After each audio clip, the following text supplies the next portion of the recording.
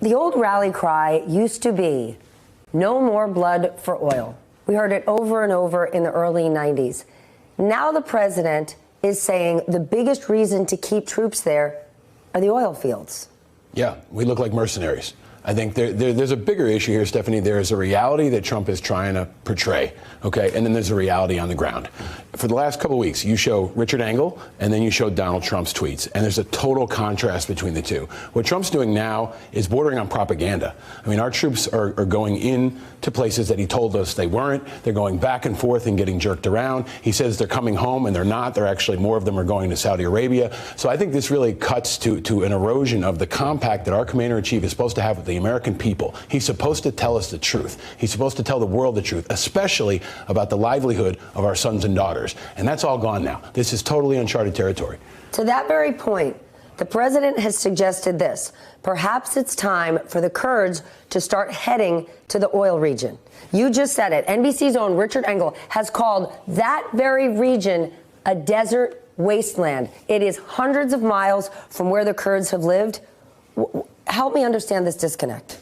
I obviously don't know. First of all, I don't think the Kurds are going to do anything that Donald Trump wants at this point, because they can't trust us, right? Our troops are in harm's way to the point now where they not only have to worry about ISIS and have to worry about the Turks, now the Kurds are throwing food at them. They're so betrayed, and they have a right to be outraged. Our troops are now being disrespected by our former allies because they've been thrust in this situation by our president. I think we got to break it down to a very human level. Think about that young sergeant who's over there. Think about their mom or dad who's watching your program right now saying, what's happening to my son or daughter? That's what the stakes are. These aren't chess pieces on a board. He can't just move them around like they're hotels. These are America's sons and daughters, and it's not just shameful, it's dangerous, and it's impacting not just our country, but the entire Middle East. I've called it a Jenga game. It's a complicated, shaky Jenga game, and he keeps pulling pieces out and ramming other pieces in and blowing the whole thing up, and it's getting worse, and it will continue to get worse. But it's not a game.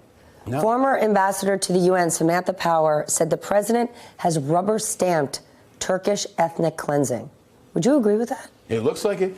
I mean, it definitely looks like it. Now you're getting reports from the region that look like, war crimes. Everybody's concerned about ethnic cleansing. His language is definitely opening the door for ethnic cleansing. It's language we've never heard from an American president. It's absolutely out of bounds, and it's costing lives. It's important to note, too, the Kurds did everything we asked for. Over 10,000 of them died on the ground so our troops would not have to. They lost about 3 times as many people as we lost in Afghanistan. They lost twice as many people as we lost in Iraq, fighting on our behalf, and now they're hung out to dry. Last week, the Kurds were hung out to dry. Now the American troops are hung out to dry, too. The president has gotten a lot of support in the past from people in the military.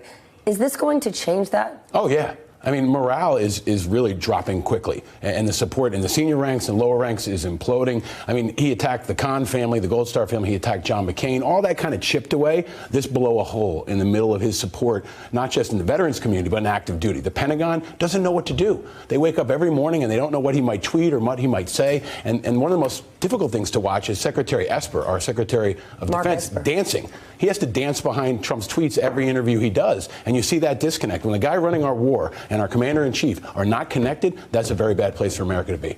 Hey there, I'm Chris Hayes from MSNBC. Thanks for watching MSNBC on YouTube. If you want to keep up to date with the videos we're putting out, you can click subscribe just below me, or click over on this list to see lots of other great videos.